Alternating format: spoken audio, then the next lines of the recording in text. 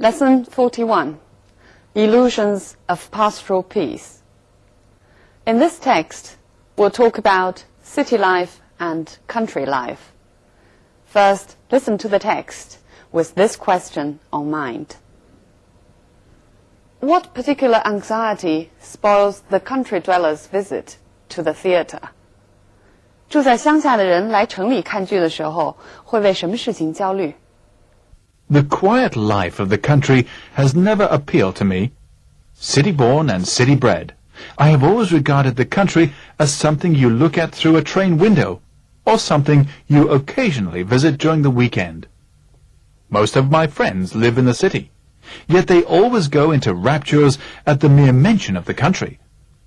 Though they extol the virtues of the peaceful life, only one of them has ever gone to live in the country, and he was back in town within 6 months.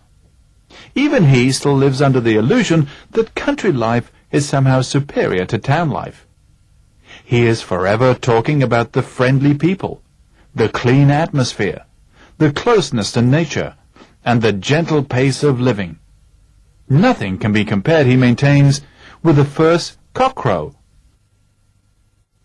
the twittering of birds at dawn, the sight of the rising sun glinting on the trees and pastures.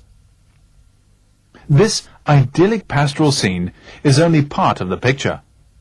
My friend fails to mention the long and friendless winter evenings in front of the TV, virtually the only form of entertainment.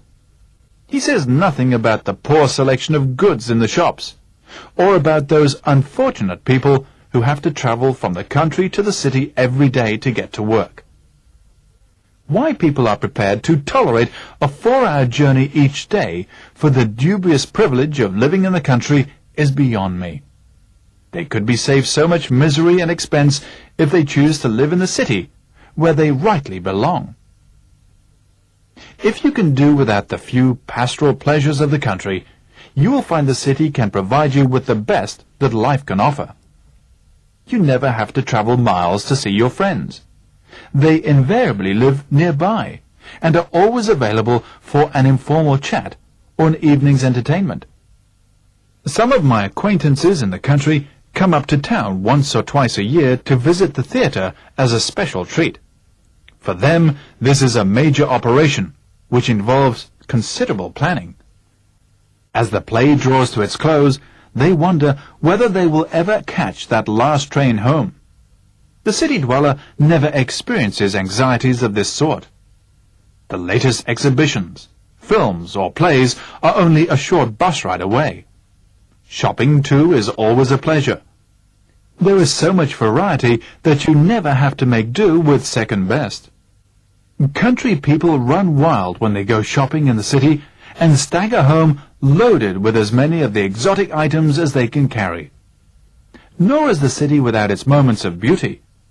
There is something comforting about the warm glow shed by advertisements on cold, wet winter nights. Few things could be more impressive than the peace that descends on deserted city streets at weekends, when the thousands that travel to work every day are tucked away in their homes in the country. It has always been a mystery to me why city dwellers who appreciate all these things obstinately pretend that they would prefer to live in the country. So what particular anxiety spoils the country dweller's visit to the theatre? Right, it is the worry about whether they will be able to catch the last train home. This text compares country life with city life, so it's an essay of comparison and contrast. The author's view is quite clear. He prefers the city life. And what is more, he is against those city dwellers who always claim to love the country life. So he presents his friend's view first, and then adds the negative sides of country life to it. And then he describes the advantages of city life. And he emphasizes that these advantages are not available for the country dwellers. Right, now let's look at some language points in the text. City-born and city-bred.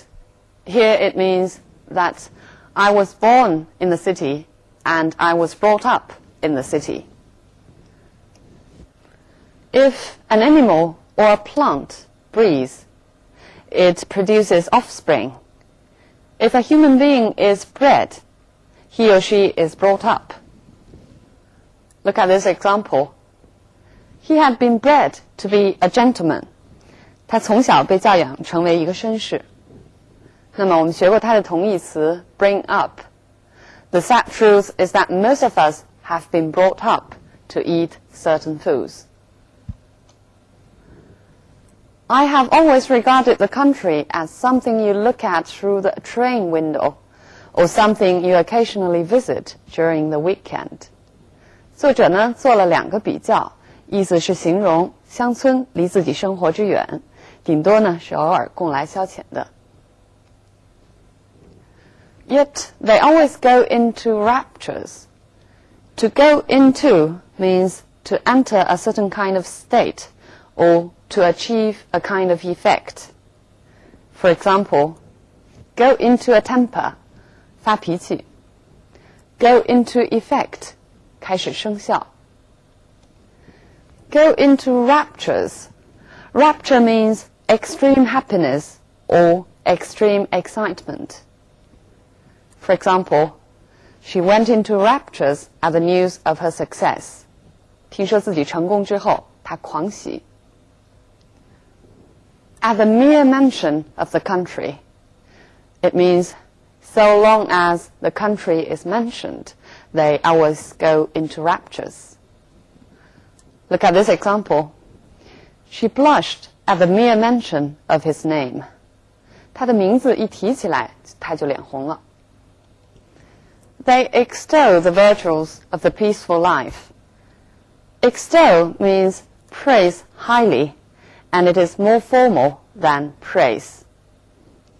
For example, we can also say extol the merits of to mean the same as to extol the virtues of. 高度赞扬什么的好处。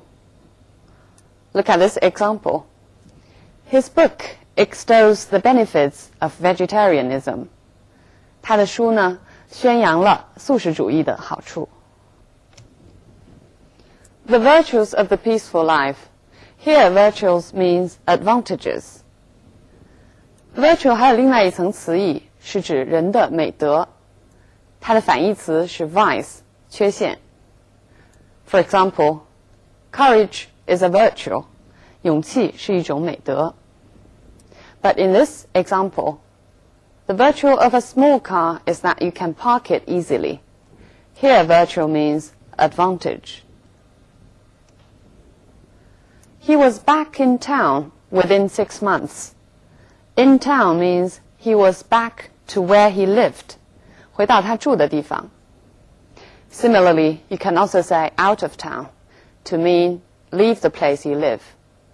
For example, I'll be out of town for about a week. 我会出门1个星期。He still lives under the illusion that. Under the illusion that means he still wrongly or falsely believes that. For example, the boss is still under the illusion that the project will be completed on time. 老板还错误地以为这个项目会按时完成。Country life is somehow superior to town life. Superior to means better than. 它的反义词是 inferior to. Look at these examples to see what superior means. He simply believes that men are intellectually superior to women. 他相信男人在智力上优于女人。He was a superior candidate for this task. Here, superior means excellent. 他是完成这项任务的出色人选。He always has such a superior attitude. Superior attitude 是一种高高在上的态度。Nothing can be compared with the first cockcrow, he maintains. He maintains means he insists, especially when other people disagree with him. Look at this example. He maintains that he has never made such a remark. 他坚持说从来没说过这么一句话。Nothing can be compared with something means nothing is better than something. For example, nothing can be compared with a cold drink on a summer night. 这句话也可以说成 There is nothing to compare with a cold drink on a summer night. The rising sun glinting on the trees and pastures. Glint means to shine. For example, her diamond ring glinted on her finger. 她的钻戒在手指上闪光。Virtually the only form of entertainment. Virtually means almost. Look at more examples. The twins are virtually identical. 双胞胎呢，几乎一模一样。It was virtually impossible to find a Chinese restaurant in this area, but now it's much easier. 从前在这儿要找一个中餐馆，几乎是不可能的，但是现在就容易多了。He says nothing about the poor selection of goods in the shops, etc. Notice the tone of the author.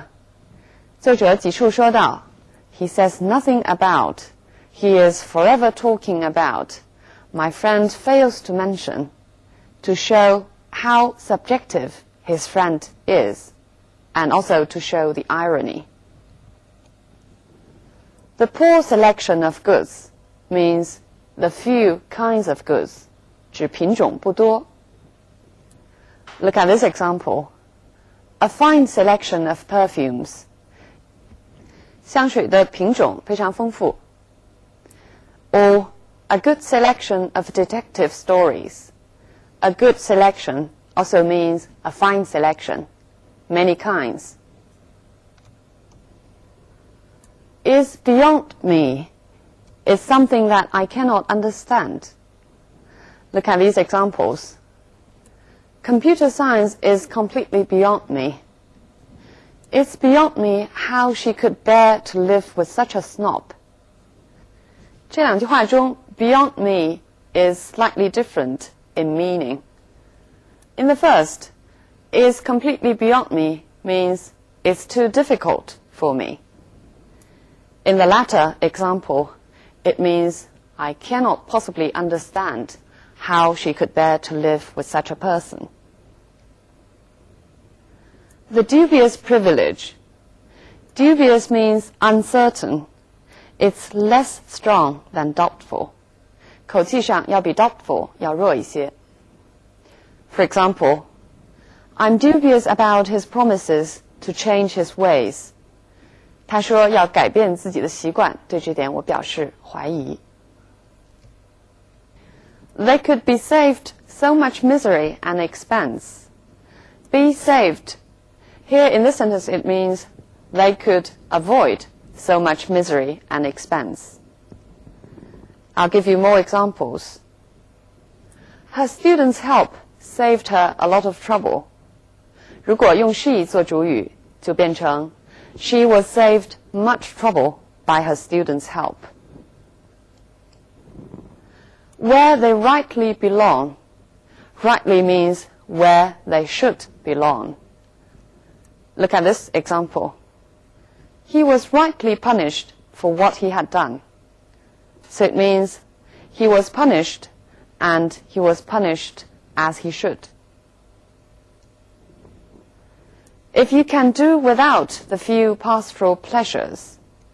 Do without means to manage without, or rather not have. 凑合. Look at this example. He cannot do without a computer.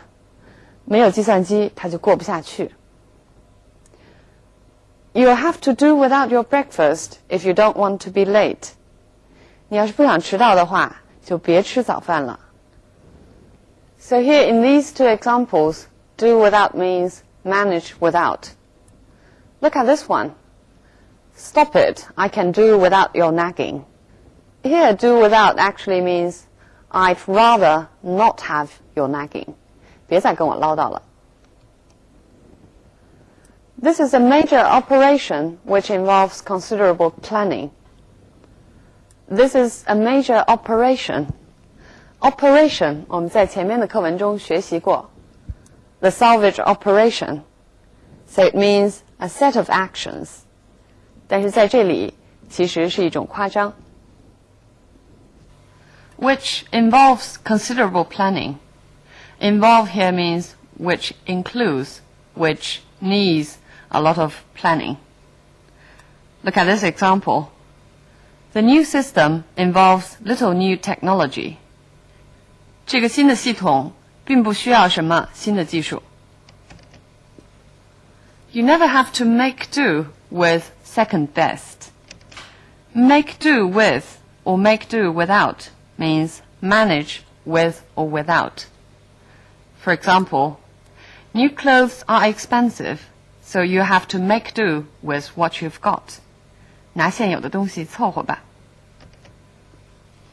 Second best means not the best and not the most desirable.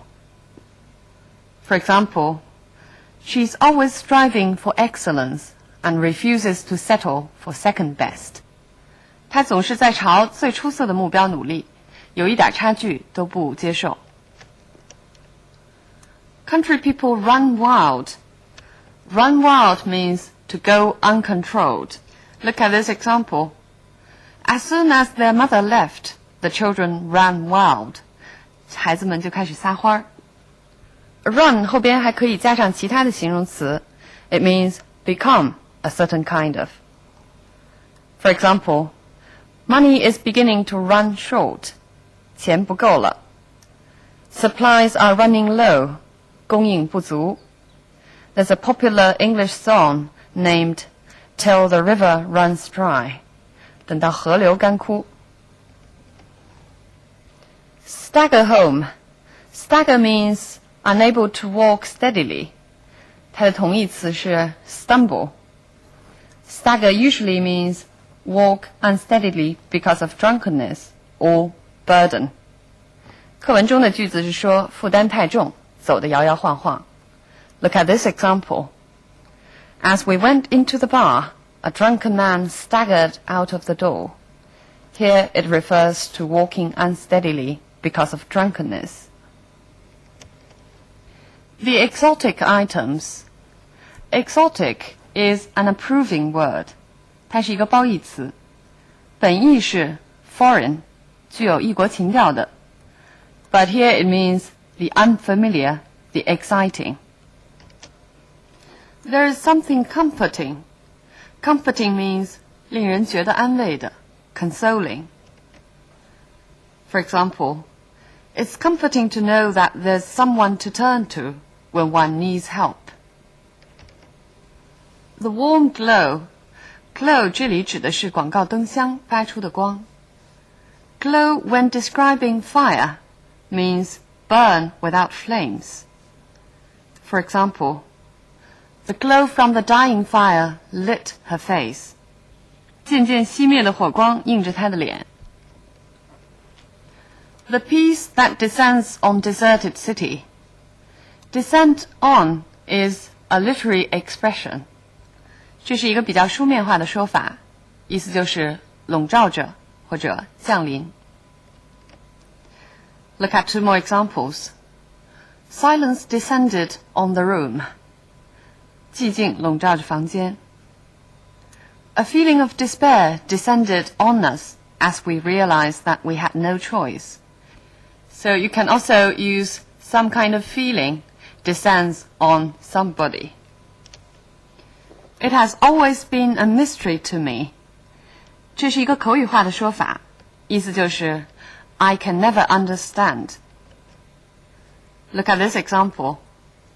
It's a mystery to me how she manages to cook a meal so quickly. 真是不明白她怎么会做饭做得这么快。Obstinately pretend. Obstinately, 固执的、顽固的。Stubbornly 是它的近义词。这篇课文分为2段，分别讲到了对城市和乡村生活的态度。作者非常注意使2段的对比鲜明，除了内容上的对照之外呢，在句式上也使用了相似的结构。第一段时，他用了这句话 ：Nothing can be compared with the first cockcrow, the twittering of birds, the sight of the rising sun, etc. And then in the second paragraph, you read this sentence.Few things could be more impressive than the peace that descends on deserted city streets, etc. 这个句式呢，与上边一句相似，这样就从句式上，他也反驳了前面他的朋友表示的乡村的生活优势。课文第一段出现了这句话 ：Why people are prepared to tolerate a 4-hour journey is beyond me。第二段中又使用了不同的说法。It has always been a mystery to me why city dwellers would prefer to live in the country. 这样就用相同的句式反复地表达他对一些城市人对乡村的执着爱好的不解，其实是在强调这些人的态度不可理喻。This text makes a comparison between rural life and urban life, which should be quite familiar to us.尤其是近几年，有很多大城市的人呢，开始在乡下买房买地。This is actually about returning to nature, or returning to innocence. 我们现在呢，也开始有越来越多的人住在城郊，每天上下班。这些人在英文中被称为 commuters.